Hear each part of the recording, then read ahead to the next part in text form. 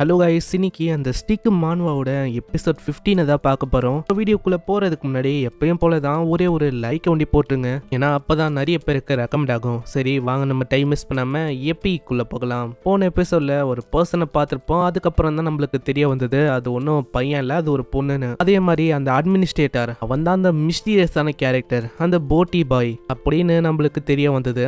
யார் அந்த அட்மினிஸ்ட்ரேட்டர், அவன் வந்து எதுக்காக இப்படி பண்ணுறான் அப்படின்னு நம்மளுக்கு தெரியல. அவன் கிட்ட ஒரு வித்தியாசமான ஸ்வாடும் இருக்கு. அவனோட லெவல் அதுவும் 999 தான். 999க்கு போனனாலேயே அவனுக்கு ஒரு அசெண்டன்ட் வெப்பனும் கிடைக்குது. ஆனால் இது வரைக்கும் யாருக்குமே தெரியல, அதாவது இந்த மாதிரி அசெண்டன்ட் வெப்பன்லாம் இருக்குன்னு. யாருமே 999 அந்த லெவலை வந்து ரீச் பண்ணதில்ல. வெறும் நம்ம ஹீரோவும் இவன் ஒண்டி தான் ரீச் பண்ணியிருக்கான். ஆனால் ஏதோ ஒன்று, இப்போ நம்ம லவ் கிட்டேயும் ஒரு அசெண்டன்ட் வெப்பன் இருக்கு. அதாங்க அந்த நக்கல்ஸ் வந்து உண்மையிலேயே ஒரு அசெண்டன்ட் வெப்பனா அப்படின்னு அவ கேட்குறா. ஆமா, அது வந்து நல்லா ஒத்துப்பாரு. உண்மையிலேயே அது வந்து ஒரு அசெண்டன்ட் வெப்பன் தான். ஆனால் லவ்க்கு இன்னமும் டவுட் வருது, அது என்ன அசெண்டன்ட் வெப்பனா?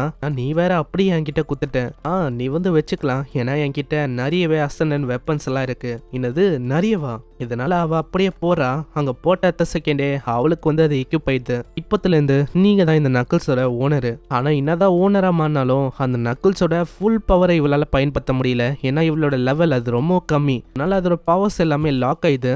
பார்க்கும் போது அவ இன்னமும் கடுப்பாகிறா. என்ன இது, அதாவது அது டிஃப்ரெண்டா இருந்தது, இப்போ கைக்கு வந்தோடனே ஒரு மாதிரி வித்தியாசமா இருக்கு. நக்கிள்ஸோட ஹையர் லெவலை நீங்க யூஸ் பண்ணணும்னா அதுக்கேற்ற மாதிரி நீங்களும் ஹையா ரொம்ப ஸ்ட்ராங்கா இருக்கணும். ஆனா இப்போ உங்களோட லெவல் ரொம்ப கம்மியா இருக்கனால அப்படி உங்களால பண்ண முடியாது. இதெல்லாம் என்ன கதையா இருக்கு, இதெல்லாம் சரியே இல்லை. ஏன்னா என்னால பவர் யூஸ் பண்ண முடியாது. அப்போ இதுக்கு நான் யூனிக் வெப்பனையே பயன்படுத்திட்டு போவேன், அதுவே நல்லா இருக்கும். தெரியாதனமா கை வந்து அங்க இருக்கிற ஒரு கல் மேல படுமா, அதனால அவளை சுத்தி இருக்கிற அந்த ஏரியா அது வந்து தரமட்டமா இது. இதை பார்த்து லவ் ரொம்ப ஷாக் ஆகுறான். ஏன்னா அவ டச் ஒண்டி தான் பண்ணா, அதுக்கே அந்த இடம் அப்படி சின்ன பின்னமாகுது. நம்ம ஹீரோட நிலைமைய பார்த்தா ஒரு மாதிரி ஆள் இருக்கான். அங்க யூரஸும் சொல்லுது, நீங்க பயன்படுத்தினது அவளைக்கும் பெரிய பவர் இல்லை, இது ரொம்ப வீக்கு தான். ஏன்னா அதோட ஸ்பெஷலான அந்த ஹை பவரை நீங்க எதிர்பார்க்கணும்னா அதுக்கு நீங்க ஹை லெவல்ல இருக்கணும். முன்னாடிலாம் கம்பேர் பண்ணா இதெல்லாம் ஒண்ணுமே இல்லை. அங்க ஹீரோவும் ஆமான்னு சொல்றான். அங்க யூரஸும் கேக்குது, ஆமா பாஸ், நீங்க வந்து இதுக்கப்புறம் என்ன பண்ண போறீங்க? அந்த ஹாங் அவங்க வந்து ஏதோ ஒரு கொஸ்ட கொடுத்தாங்களே,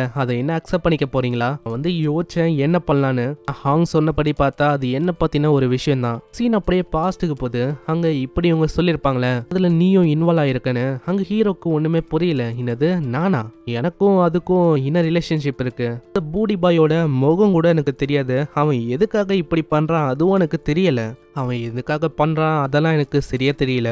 நான் கேட்ட வரைக்கும் கேட்டா அது ஒரு ஃபன் அப்படின்னு என் கிட்ட சொன்னான். ஆனா என்னால நல்லாவே உணர முடிஞ்சது அது ஒன்னும் ஃபன்னுக்காக அவன் பண்ணல. அவனோட உண்மையான கோல் வந்து பணத்தை சம்பாதிக்கணும். அவனோட வேலையே நிறைய ஐட்டம்ஸை காப்பி பண்றதும் சேல் பண்றதும் அது வழியா கேஷை அடையிறதும் தான். நான் வந்து என்னோட கில்டோட இன்டெல் அவங்க வழியா கேள்விப்பட்டேன். நீயும் ஒரு ட்ரேட் யூசர் தான். ஆமா, நீங்க சொல்ற மாதிரி ஒரு ட்ரேட் யூசர் தான். அதாவது ட்ரேட் யூசர்னா என்னன்னா, கேமுக்குள்ள நிறைய பொருளை வாங்கிட்டு அந்த பொருள் வந்து யூனிக்காவும் ரேரா இருந்தா அந்த பொருளை இங்க வித்து அவங்களால பணத்தை வெளி லைஃப்ல சம்பாதிக்க முடியும். இவங்களதான் இங்க ட்ரேடர்ன்னு சொல்லுவாங்க. நான் வந்து கேள்விப்பட்டேன். அதாவது நீ இதுக்கு முன்னாடி நிறையவே ஐட்டம்ஸை யூஎஸோட நெஸ்ட்ல இருந்து வித்திருக்க. ஆனா இப்ப என்ன பிரச்சனைனா, நீ பல்கா வித்தனால அந்த ஐட்டம்ஸ் அதோட விலை அது ரொம்ப டிக்ரீஸ் ஆயிடுச்சு. இது வந்து இல்லீகல் இல்ல. ஆனா பூடி மேன் அவன் பண்ற விஷயம் என்னன்னா, ஒரு ஐட்டமை காப்பி பண்றது விற்கிறது. இந்த மாதிரி இல்லீகலான வேலையை அவன் பண்ணிருக்கான். நான் ஹீரோக்கு அவளைக்கும் அது வந்து புரியல. பிரச்சனை இல்லை, இப்போ அது ஒன்றும் இம்பார்ட்டன்ட் இல்லை. ஏன்னா இப்போ விஷயம் என்னன்னா, இப்போ விஷயம் அது இல்லை. என்ன விஷயம்னா, அதனால நீ வந்து அந்த பூடி பாய் கூட இன்வால்வ் ஆன மாதிரி எல்லாருக்குமே தெரியும். ஆனா விஷயத்த நம்ம வந்து இப்படியே நழுவ விடக்கூடாது. கிரிக்கெட்டோட எக்கனாமி இன்னமும் கொலாப்ஸ் ஆகுதுக்குள்ள நம்ம அவனை எப்படியாச்சும் தடுக்கணும். இல்லைன்னா குரோனோ லைஃப் அது வந்து ஒட்டு மொத்தமா அழிஞ்சு போயிடும். அப்படியா? ஆனா இது வந்து என்ன ப்ராப்ளமா இருக்கும்? அப்படி பிரச்சனையா இருந்துச்சுன்னா வந்து கஸ்டமர் சென்டர்ல ரிப்போர்ட் பண்ணும்ல, அதை பண்ணிட்டா வேலை முடிஞ்சது. அவனோட அக்கௌண்ட்டும் பிளாக் ஆயிடும், ஹாப்பியான எண்டிங்கும் கிடைக்கும், நம்மளாலையும் நிம்மதியா வாழ முடியும். இதுதானே ஜீனியஸான விஷயம். நீ சொல்றது கரெக்ட் தான். இந்த மாதிரி விஷயத்த நாங்க ஆல்ரெடி பண்ணிட்டோம். நீ சொல்லு, கஸ்டமர் கேர் வந்து என்ன சொல்லுவாங்க?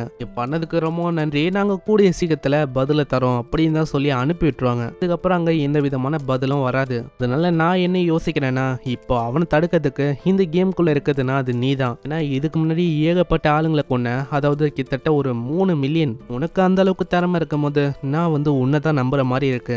அப்போ நான் வந்து அந்த பூடி பாய் அவனை தேடி கண்டுபிடிக்கணுமா? சரி பண்ணலாம். ஏன்னா அவ வேற சொல்லிட்டான், என்கிட்டயும் வேற வழி இல்லை. ஏன்னா அவன் வந்து ட்ரேடிங் பண்றனால இது வந்து ஒரு மிகப்பெரிய பிரச்சனையா எனக்கு அமையும் போல. அப்போனா உன்கிட்ட வந்து ஏதாச்சும் ஐடியா இருக்கா? நான் நம்மளால சும்மா கண்ண முடின்னு அப்படியே எப்படியும் அவனை தேட முடியாதுல. நம்மளால கஸ்டமர் சென்டர் கிட்ட ரிப்போர்ட் பண்ண முடியாது. ஆனா என்கிட்ட ஒரு வழி இருக்கு. அதுதான் பிளாக்மெயில். அதாவது இந்த பெரிய அத்தாரிட்டிஸை நான் பிளாக்மெயில் பண்ண போறேன். அங்க அந்த கம்பெனி ஓனரு அவனை வந்து பிளாக்மெயில் பண்ண போறானா. நெக்ஸ்ட் சீன்லயே ஆளு கால் பண்ணி அந்த கம்பெனி ஓனர் கிட்ட தான் பேசுறான். ஸோ கம்பெனி ஓனரு நீ வந்து என்ன பண்ணு, அந்த ஹோட்டலுக்கே வாயா, நான் வந்து உன்கிட்ட ஒரு முக்கியமான விஷயத்தை பத்தி பேசணும். நீ ஒண்டி வரலன்னா அவ்வளவுதான், நான் அந்த கேமையே மொத்தமா அழிச்சிடுவேன். இதனால அவருக்கும் வேற வழி இல்ல. அங்க வந்து அவரு பயங்கரமா கத்த ஆரம்பிச்சிடறாரு. ஆனா அது அவளைக்கும் கண்டுக்காம சுவிட்ச் ஆஃப் பண்ணிடுறான். இவனை நான் என்ன பண்றது, அதுக்குள்ள இவன் சுவிட்ச் ஆஃப் பண்ணிட்டானா.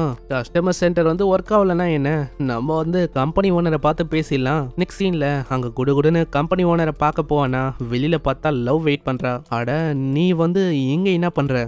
அதுவா, நானும் கூட போகணும்னு ஆசைப்பட்டேன், அதனால தான் நான் இங்க வெயிட் பண்றேன். அது சரி, நீ வந்து என்ன மாதிரி ஒருத்தன் கூட வர்றது ஓகே தானா? எனக்கு அதெல்லாம் பிரச்சனை இல்லை, நம்ம போகலாம். இது வந்து நைட் டைம் யாருமே எனக்கு கண்டுக்க மாட்டாங்க. அதே மாதிரி இது வேற உண்மையான லைஃப், அதனால என்ன ஹாங் சாரங்க அப்படின்னு கூப்பிடு. சரி, இந்த விஷயத்த அவன் மெசேஜ் வழியா அங்க சொல்லிடுறான், இந்த மாதிரி நான் அங்க போயிட்டு வரேன்னு. சீன்ல கம்பெனி ஓனர் வந்து பயங்கரமா கத்த ஆரம்பிக்கிறான். யோ, உனக்கு என்ன பைத்தியமா? நீ வந்து எதுக்குடா அப்படி பண்ற? சும்மா என்ன மிரட்டினே இருக்க. நான் அந்த கேமோட கம்பெனி ஓனரு, அதாவது என்னையே நீ போட்டு சும்மா அப்படி மிரட்டுற. ஆனா வந்து பார்த்தா அங்க வந்து ஒரு பொண்ணு இருக்கா. ஆனா அதெல்லாம் அவன் கண்டுக்காம டைரக்டா போய் நம்ம ஹீரோவை அப்படி கிளின்னு கிளிக்க ஆரம்பிக்கிறாரு. ஆமா அது சரி, இந்த பொண்ணு இவ வந்து யாரு? உன்னோட கேர்ள் ஃப்ரெண்டா? கேர்ள் ஃப்ரெண்டுன்னு கேட்டோனே அவ கொஞ்சம் வெக்கப்படுறா. எங்க ரெண்டு பேரை பார்க்க அப்படிதான் தெரியுதா? உனக்கு வந்து தெரியலையா? அவ வந்து ஒரு மிகப்பெரிய ஐடலு, அவ தான் ஹாங் சரங். இந்த விஷயத்த தப்பி தவறி கூட வெளியில சொல்லாதீங்க. அப்படி நீங்க சொன்னீங்கன்னா அவ்வளவுதான், என்னோட நிலைமைய ஃபேன்ஸ் வந்து ரொம்ப மோசமாக்கிடுவாங்க, அவங்க கிளின்னு கிழிச்சிருவாங்க. சரி, ஏதோ ஒண்ணு, இந்த மாதிரி போதும் நிறுத்துங்க. நம்ம வந்து என்ன விஷயமோ அதை பத்தி பேசலாம். இதுக்கப்புறம் தான் அவருக்கு தெரிய வருது, அவரு ரொம்ப ஷாக்கா வராரு. ஐட்டம்ஸை காப்பி பண்றது அது வந்து முடியாது, அவ்வளவு சீக்கிரத்துல யாராலையுமே அதை பண்ண முடியாது. நான் அவன் பண்ற வேலையால அவன் பல்கா பணத்தை சம்பாதிச்சுன்னு இருக்கான். நான் இதுக்கான அப்ரூவல் வந்து இருக்குது, அதாவது விற்கிறது வாங்குறது, இதுக்கானது யாருமே யோசிக்கல இப்படிலாம் பண்ண முடியும்னு. ஏன்னா ஹேக்கர்ஸ் அவங்களால கூட நேஷனல் செக்யூரிட்டியை உடைச்சு உள்ள வர முடியாது. இந்த மாதிரி டைம்ல இவனால எப்படி ஐட்டம்ஸை காப்பி பண்ண முடியுது? ஏன்னா அப்படி பண்றதுக்கு வாய்ப்பே இல்லை. 0.1% ப்ராபபிலிட்டி கூட இல்லவே இல்லை. யார் வந்து இதை உன்கிட்ட சொன்னாங்களோ கண்டிப்பா மிஸ்டேக்கான தான் சொல்லியிருப்பாங்க. இதனால அவங்க ரெண்டு பேரும் அவங்க சண்டை போட ஆரம்பிச்சுறாங்க. ஏன் ஹீரோ வச்சுன்னு இருக்கால, அந்த ஸ்டிக்கை பத்திலாம் அவங்க பேசுறாங்க, அது வந்து இப்படி ரீஇன்ஃபோர்ஸ் ஆயிருக்கும், இதுவே ஒரு பக் ஐட்டமா அப்படின்னு எனக்கு டவுட்டா இருக்கு. அட இருங்க, இந்த மாதிரி எக்ஸ்டர்னலா ஹேக்கெல்லாம் இதுல பண்றது இம்பாசிபிளான விஷயம். ஆனா யாருக்கு தெரியும், இந்த மாதிரி கேம்குள்ள இருக்கிற யாராச்சும் ஒருத்தங்க, அதாவது கேமை உருவாக்குனவங்க, அந்த மாதிரி ஆளுங்க இதை பண்றதுக்கு வாய்ப்பு இருக்குல்ல? இல்ல அதுக்கும் வாய்ப்பு இல்ல. நான் இன்சைடரா இருந்தாலும் அவங்களால எப்படி ஆபரேட்டர் அக்கௌண்ட் வழியா ஐட்டம்ஸை காப்பி பண்ணி விற்க முடியும்? சரி, ஏதோ ஒன்று, இதை வந்து நீங்க பாத்துக்கோங்க. இந்த மாதிரி எனக்கு ஏகப்பட்ட வேலை இருக்கு, இங்க டேட்டை என்ஜாய் பண்ணுங்க, அவங்கள அப்புறமா சந்திக்கிறேன். அங்க டேட்டுன்னு சொன்னோன்னே அவளுக்கு அவ்வளோ சந்தோஷமா இருக்கு. சீன்ல ஓனரு ஏகப்பட்ட ஆளுங்களை இன்வைட் பண்ணி எல்லாருக்கிட்டையும் சொல்றாரு, நீங்க என்ன பண்ணுங்க, அந்த 5 ஆளை ப்ரிப்பேர் பண்ணுங்க. ஏன்னா அவங்க வந்து இந்த விஷயத்த சீக்ரெட்டா வச்சுக்கணும். இது என்ன விஷயம் அப்படி நம்மளுக்கு தெரியல, நம்மளும் போக போகவே பார்க்கலாம். நெக்ஸ்ட் சீன்ல அவங்க திரும்பவும் கேம்ல லாகின் பண்ண ஹீரோவும் லவ்வும் ரொம்ப டயர்ட் ஆயிட்டாங்க. ஏன்னா அந்த போடி பாய் அவன் வந்து யாருன்னே தெரியல, அவனை எப்படி இவங்க கண்டுபிடிக்க போறாங்க, அதுதான் மெயின் விஷயமா இருக்கு. அங்க லவ்வும் கேக்குறான், ஆமா இந்த போடி பாய் உனக்கு என்ன ரியலான கோல் இருக்கும்? ஏன்னா அவன் பண்றது இந்த பணத்துக்காக. அதே மாதிரி அவன் ராபின்ஹுட் கில்டையும் அட்டாக் பண்ணி மொத்தமா முடிச்சிட்டான். ஆனா நீ சொல்றபடி பார்த்தா எனக்கு வந்து அவளுக்கும் நம்பிக்கை இல்லப்பா. ஏன்னா ராபின்ஹுட் கில்டு அவங்க கிட்ட இந்த மாதிரி ரேரான ஐட்டம்ஸ் எல்லாம் இருக்க வாய்ப்பே இல்ல. அது வந்து ரொம்ப ஸ்டேஞ்சா இருக்கு. என்னன்னா ஐட்டம்ஸ் அவன் வந்து ஜஸ்ட் காப்பி பண்றான், அது எல்லாத்தையுமே அப்படியே வித்துறான். ஆனா இப்படி இவங்க பேசும்போது திடீர்னு பார்த்தா அங்க ஒரு பயங்கரமான எக்ஸ்ப்ளோஷன் நடக்குது. அங்க இதை பார்க்கும்போது அவங்களுக்கு புரியுது, அதாவது இதுக்கு பின்னாடி இருக்குது அந்த பூடி பாய் அவன் தான். அங்க ஹீரோவும் செம வேகமா ஓடி போறானா, பின்னாடி அவ கத்திக்கினே ஓடி வரா. அடி எனக்கும் வெயிட் பண்றா, நானும் வரேன். நெக்ஸ்ட் சீன்ல அந்த ஹபேக்கை காட்டுறாங்க. ஹபேக்கோட நிலைமை ரொம்ப மோசமா இருக்கு. ஹபேக்கோட ஒரு கையை காணோம். ஹேய் நான் கேள்விப்பட்ட மாதிரி அந்த ரூமர்ஸ் அதெல்லாம் ஒண்ணுமே இல்லை போல. ஏன்னா நீ தான் அந்த உண்மையிலேயே ஹபேக்கா? நீ வந்து எதுக்காக இப்படி பண்ணிருக்க? நீ பண்ற விஷயத்தினால எவ்வளவு பெரிய பிரச்சனை வரப்போதுன்னு உனக்கு தெரியல. ஹைரப்ஸ் கிட்ட மாட்டினா கண்டிப்பா உன்னோட நிலைமை ரொம்ப மோசமாகும். அதை நீ யாரு சொல்றதுக்கு? நீ வந்து ஒரு ஏஐ, அதாவது ஒரு எம்பிசி மாதிரி தான். யோசிச்சாலே போதும், இந்த மாதிரி உன்னோட கேரக்டர் அதை வந்து மொத்தமா டிலீட் பண்ண முடியும். அதுக்கப்புறம் உன்னால திரும்பவும் கூட வர முடியாது. அதனால மரியாதையை எனக்கு ஆன்சர் கூட. உன்னோட மாஸ்டர் அவங்க வந்து எங்க இருக்காங்க? நீ நீ வந்து யோசிக்கலாம், அதாவது நான் உனக்கு சொல்லுவேன்னு என்ன. அப்போ நீ சொல்ல மாட்டேன், சரி இங்கேயே செத்துப்போ, உங்க வெட்டலான்னு போவ, ஒரு குரல் வந்து நில்லு, யார் அதுன்னு பார்த்தா அது வேற யாரும் இல்ல, அந்த கோடஸ் தான். நான் வந்து உனக்காக தான் வெயிட் பண்ணிருந்தேன், பரவாயில்ல நீயே வந்துட்ட, கோடஸ் ஆஃப் லைஃப் லூனா. ஆனா அதுக்கு முன்னாடி இவனை வந்து நான் முடிச்சுட்டு உன் பக்கம் வரேன். லூனா வந்து ஒரு மாதிரி கடுப்பேத்துற மாதிரியே பேசுறாளா, இதனால அவன் இன்னமும் கடுப்பாகிறான். நீ வந்து கவலைப்படாத, நான் வந்து உன்னை முடிக்கிறதுக்கான நேரம் இது, உன்னையே நான் இங்கேயே கொண்டுறேன். என்ன விஷயம், எதுக்காக இவன் ஹபீக்கோட மாஸ்டர் அட்டேரா நம்மளுக்கு நெக்ஸ்ட் எபிசோட்ல தான் தெரியும். இந்த வீடியோக்கு மறக்காம ஒரே ஒரு லைக்கை கொடுத்துருங்க, ஏன்னா அப்பதான் நிறைய பேருக்கு ரெக்கமெண்ட் ஆகும். அதே மாதிரி இது வரைக்கும் நம்ம சேனலுக்கு சப்ஸ்கிரைப் பண்ணலையா, சப்ஸ்கிரைப் பண்ணிக்கோங்க, ஏன்னா அப்பதான் எல்லா எபிசோடும் உங்களுக்கு தேடி வரும். நான் உங்களை நெக்ஸ்ட் எபிசோட்ல சந்திக்கிறேன். தேங்க்யூ ஃபார் வாட்சிங். சைனரா.